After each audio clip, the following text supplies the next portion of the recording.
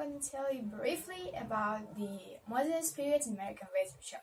It started in the beginning of the 20th century and lasted up to the 60s of the same century. So now we're going to look at some historical events that had a great impact on our period. Among them, achievements in technologies and fields of science, World War I, then Roaring Twenties, Great Depression, again World War II. Then in 50s there was a Beat Generation, and in 60s there was civil rights movement, feminism, anti-war protests, and minority activism. Now we stop on the genres and styles. The modernist authors preferred irony, comic vision or comic view.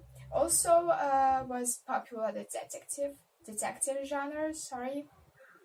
Also they used the stream of consciousness, and among new one genres or styles there was subgenre Harlem Renaissance and neojournalism.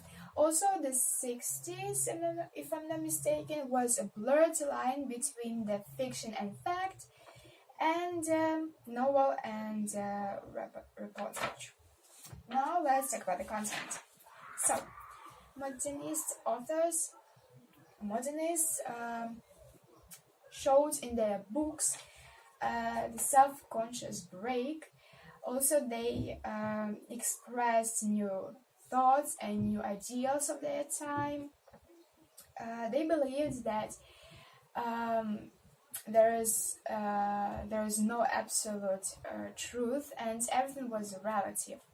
Also, they described alienated and despaired experience in their books.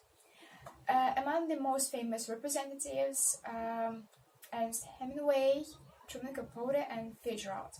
So I'm gonna tell you some facts about the Truman Capote.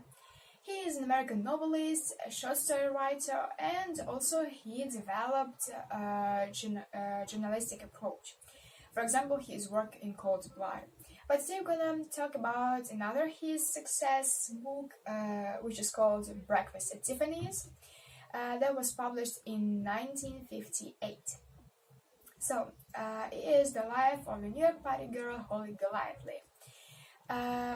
With the usual style of Capote, he created a fascinating character within a well-crafted story. Truman Capote said that the character of the main character, Holly Golightly, was based on several different women. They were friends or just close acquaintances of Truman Capote. So, Capote focused in his books, in that book, on gossips, personal experience, and of course the lives of eccentric New York friends. In his book, in Breakfast at Tiffany's, Capote used many different literary techniques. So, among them, symbolism, imagery, allegory, allusions, open-end, narrative point of view, and of course direct or straightforward language. And now a little bit about the plot. So the initial situation was when the Holly Golightly and the narrator met. Then the conflict started when Holly and the narrator have an argument on Christmas Eve at her party. The climax, it was the scene when Holly had an affair with Jose. She got pregnant from him, and they planned to move to Brazil together.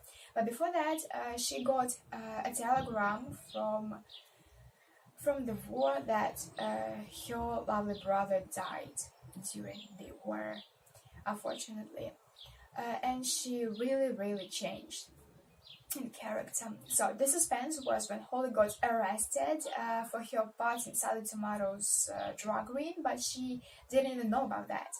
So resolution was when Jose left Holly, and she also lost her baby, unfortunately. Yeah, that's pity. And about the conclusion, Holly finally left the New York like in few days, and the narrator got a postcard from her that she is really fascinated with the travel around the world, and she's fine and everything just cool. And now we will talk about her character, about the Holy Golightly. So narrator functions was more as the way of expressing holy for us. So through his eyes we see her descriptions. We know what's happening with her during the whole book, during the whole novel, throughout the novel. So Holy Gladly is the protagonist of the story, and she was a flighty and unstable woman. Also, our narrator noticed that she never had a moment to catch her breath. Now I'm gonna read you a quote from the book. It wasn't right. Of course, we'd never met, though actually on the stairs in the street we often came face to face, but she seemed not quite to see me. She was never without her dark glasses. She was always well-groomed. There was a consequential good taste in the plainness of her clothes, the blues and greys, and lack of luster that made her herself shine so. One might have thought her a photographer's model, perhaps a young actress, except that it was obvious, judging from her hours, she hadn't time to be either. So also, Holy Gladly had a red tiger-striped cat named Cat, and moreover, she could play the guitar properly. So on reading the book, I actually was hoping that in the end, our narrator will find the cat and they will together their carelessly and fun life. I still don't understand if Holly has ever loved anyone, if she was ever in love with someone, because in the book she said that she loved her husband dog Golightly, but she didn't see him as her couple. Maybe she just was afraid of loving someone due to her young age, or maybe just hadn't found someone to be in love. So to tell you the truth, I still believe that one day Holly came back to New York City and three of them will live together a good, purposeful and fun life. Holly, narrator and the cat. So, thank you for your attention. See you next time. Bye.